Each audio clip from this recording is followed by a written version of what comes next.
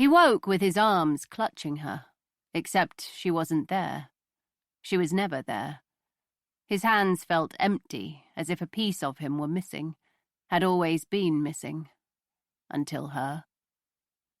Xanath rolled onto his back and fisted his hands, jagged rock digging into him. He still felt Aisling against him, still smelled her jasmine scent.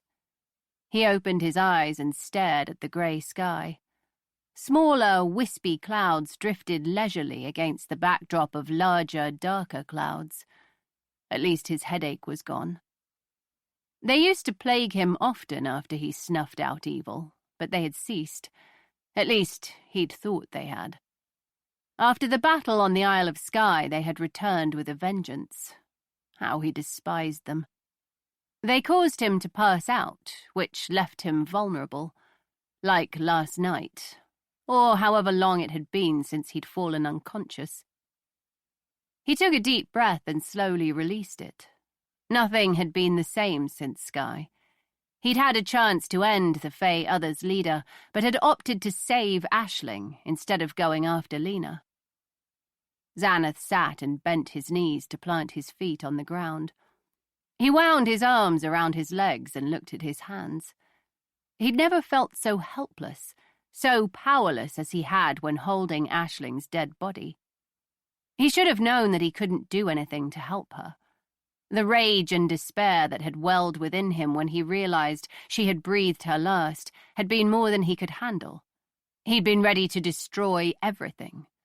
For her. Then, inexplicably, she'd taken a breath. He'd been so dumbfounded that he could do nothing but stare at her. He'd almost gone back to her, held her, touched her. Then he remembered who he was, what he was, and he knew he had to leave. His mission was to eradicate evil, nothing more, nothing less. So he'd teleported away before he did something foolish. At least Aisling was alive.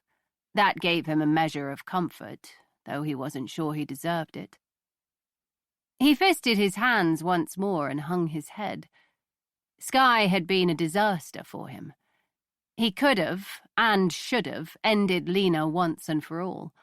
The havoc the Fae had caused was unconscionable. How many more times would he have the opportunity to reset the balance between good and evil? How could he continue walking this realm, knowing he had let his personal feelings get in the way of what he was meant to do?